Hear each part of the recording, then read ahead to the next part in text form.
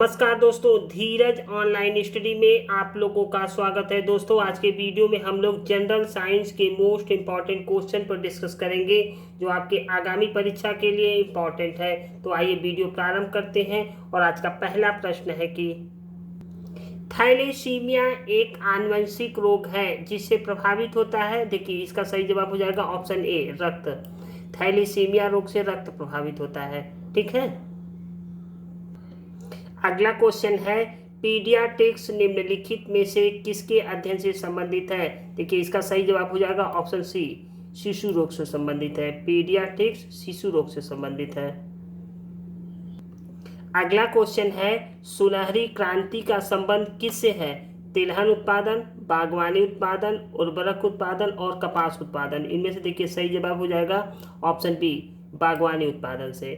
सुनहरी क्रांति का संबंध किससे है, बागवानी उत्पादन से। अगला क्वेश्चन है, कौन सी बीमारी बैक्टीरिया से नहीं होती है। तो देखिए, डिप्थीरिया, टाइफाइड और टिटनेस, ये तीनों बीमारी जो है बैक्टीरिया से होती है, लेकिन मलेरिया बैक्टीरिया से नहीं होती। मलेरिया जो है प्लाज्मोडियम नामक परजीवी से होता है। तो इसका सही जवाब हो जाएगा ऑप्शन डी, मलेरिया। अगला क्वेश्चन है, गन पाउडर किस मिश्रण से बनता है। देखिए, इसका सही जवाब हो जाएगा option D, potassium nitrate, sulphur व चारकोल के मिश्रण से बनता है गन पाउडर। ठीक। अगला क्वेश्चन है, मकड़ियों द्वारा उत्पादित रेशम क्या कहलाता है। देखिए, इसका सही जवाब हो जाएगा ऑप्शन सी, गाश्मीर रेशम। देखिए, मकड़ियों द्वारा उत्पादित रेशम को क्या कहते हैं, गाश्मीर रेशम कहते हैं। अगला क्वेश्चन है, निम्नलिखित में से किस ताप पैमाने का मान ऋणात्मक नहीं होता है। देखिए, इसमें सही जवाब हो जाएगा ऑप्शन ए, केल्विन पैमाने का जो मान होता है वो ऋणात्मक नहीं होता है। देखिए, केल्विन पैमाने में हिमांक जो है 273 केल्विन और भाप बिंदु होता है 373 केल्विन। इसमें मान जो है ऋणात्मक नहीं होता। ठीक। अगला क्वेश्चन है, कौन सा एंजाइम प्रोटीन को अमीनो अम्ल में विघटित कर देता है। देखिए, इसका सही जवाब हो जाएगा ऑप्शन बी, पेस्पिन। पेस्पिन एंजाइम प्रोटीन को अमीनो अम्ल में विघटित कर देता है। ठीक है। अगला क्वेश्चन है, निम्नलिखित में से कौन विद्युत ऊर्जा को यांत्रिक ऊर्जा में बदल देता है। देखिए, इसका सही जवाब हो जाएगा ऑप्शन बी, विद्युत मोटर। देखिए, विद्युत मोटर विद्युत ऊर्जा को यांत्रिक ऊर्जा में बदल देता है। ठीक है। अगला क्वेश्चन है, निम्नलिखित में से किसका मात्रक गाउस है। देखिए, इसका सही जवाब हो जाएगा ऑप्शन सी, चुंबकीय प्रेरण का मात्रक गाउस है। ठीक। देखिए, चुंबकीय प्रेरण का मात्रक क्या है, गाउस। ठीक। देखिए, चुंबकीय तीव्रता का मात्रक क्या है, टेस्ला। ज्योति फ्लक्स का मात्रक क्या है, ल्यूमेन।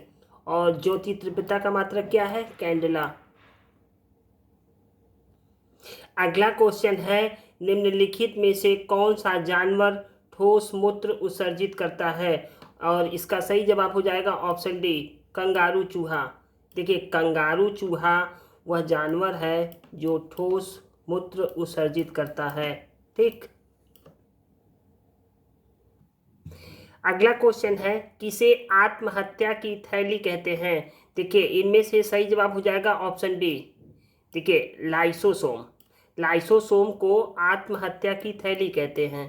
ठीक। अगला क्वेश्चन है, विषाणु की खोज किसने की है। और देखिए, इनमें से सही जवाब हो जाएगा ऑप्शन ए, इवानोस्की ने। देखिए, विषाणु की खोज रूसी वैज्ञानिक इवानोस्की ने 1892 में की थी। ठीक। देखिए, वायरस जनित रोग कौन कौन से हैं। देखिए, इन्फ्लुएंजा वायरस की से होता है। पोलियो, रेबीज, ट्रेकोमा, ट्रेकोमा आँख की बीमारी है, ये भी वायरस से होता है। गलसुआ, हर्पीज आदि सभी रोग विषाणु के कारण होता है। ठीक। अगला क्वेश्चन है, निम्नलिखित में से कौन सा यौगिक एक विटामिन नहीं है?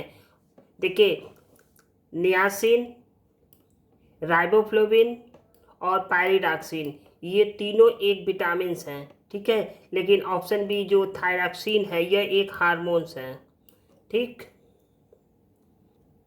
अगला क्वेश्चन है, किस प्रकार के प्रदूषण से बचाव के लिए ग्रीन मफलर का उपयोग किया जाता है? देखिए, इनमें से सही जवाब हो जाएगा ऑप्शन डी, ध्वनि यानी शोर से। देखिए, ग्रीन मफलर आदि अधिक आबादी वाले या ध्वनि प्रदूषण वाले क्षेत्र जैसे राजमार्गों के आसपास वृक्षारोपण कर ध्वनि प्रदूषण कम करने की एक तकनीकी है, ठीक। क्योंकि ये पेड़ ध्वनि को फिल्टर करते हैं और इसे नागरिकों तक पहुंचने से रोकते हैं, ठीक है। अगला क्वेश्चन है, एरेनोलॉजी में किसका अध्ययन किया जाता है? देखिए, सही जवाब हो जाएगा ऑप्शन बी। देखिए, एरेनोलॉजी में किसका अध्ययन किया जाता है? मकड़ियों का अध्ययन किया जाता है, ठीक। देखिए, मायोलॉजी में किसका अध्ययन किया जाता है? पेशियों का अध्ययन किया जाता है, ठीक। देखिए, इक्थियोलॉजी में किसका अध्ययन किया जाता है? मछलियों का अध्ययन इक्थियोलॉजी में किया जाता है, ठीक। अगला क्वेश्चन है, आयोडीन परीक्षण किसका पता लगाने के लिए प्रयुक्त किया जाता है? देखिए, सही जवाब हो जाएगा आपका ऑप्शन ए, कार्बोहाइड्रेट। देखिए, कार्बोहाइड्रेट से आयोडीन परीक्षण का पता लगाने के लिए कार्बोहाइड्रेट का परीक्षण किया जाता है। देखिए, प्रोटीन का पता लगाने के लिए ब्यूरेट टेस्ट कराया जाता है और वसा का पता लगाने के लिए कौन सा टेस्ट कराया जाता है? अल्कोहल परीक्षण कराया जाता है और कोलेस्ट्रॉल की जांच के लिए ब्लड टेस्ट कराया जाता है, ठीक। अगला क्वेश्चन है, हाइड्रोजन की खोज किसने की थी? देखिए, सही जवाब है ऑप्शन सी, कैवेंडिश ने। देखिए, कैवेंडिश ने हाइड्रोजन की खोज की थी, ठीक। अगला क्वेश्चन है, मानव शरीर में किस धातु की मात्रा में वृद्धि होने से विल्सन नामक रोग हो जाता है? देखिए, इनमें से सही जवाब हो जाएगा ऑप्शन ए, तांबा। अगला क्वेश्चन है, कैंसर रोग के इलाज के लिए किस समस्थानिक का उपयोग किया जाता है? देखिए, इनमें से सही जवाब हो जाएगा ऑप्शन ए, कोबाल्ट 60। कोबाल्ट 60 का प्रयोग कैंसर रोग के इलाज के लिए उपयोग किया जाता है। अगला क्वेश्चन है, मेनिंजाइटिस रोग किस अंग को प्रभावित करता है? देखिए, इनमें से सही जवाब हो जाएगा ऑप्शन डी, मस्तिष्क। मेनिंजाइटिस रोग मस्तिष्क को प्रभावित करता है, ठीक। अगला क्वेश्चन है, पॉजिट्रॉन की खोज किसने की थी? देखिए, सही जवाब हो जाएगा option D, Carl D Anderson ने पॉजिट्रॉन की खोज की थी, ठीक। देखिए, जे थॉमसन ने किसकी खोज की थी? इलेक्ट्रॉन की खोज की थी। और रदरफोर्ड ने किसकी खोज की थी? प्रोटॉन की खोज की थी। और जेम्स चैडविक ने किसकी खोज की थी? इन्होंने खोज की थी न्यूट्रॉन की, ठीक। अगला क्वेश्चन है, सापेक्षता का सिद्धांत किसने दिया? और देखिए, सही जवाब हो जाएगा आपका ऑप्शन सी, आइंस्टीन। सापेक्षता का सिद्धांत किसका है? आइंस्टीन का है, ठीक।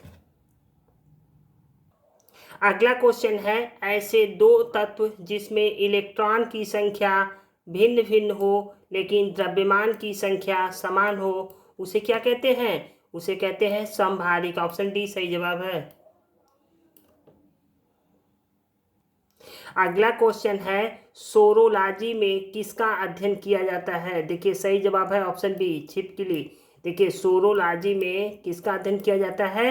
छिपकली का अध्ययन किया जाता है, ठीक। दोस्तों, ये रहा आज का अंतिम प्रश्न। ये वीडियो आप लोगों को कैसा लगा? अच्छा लगे तो लाइक, सब्सक्राइब और शेयर जरूर कीजिएगा। Thank you for watching.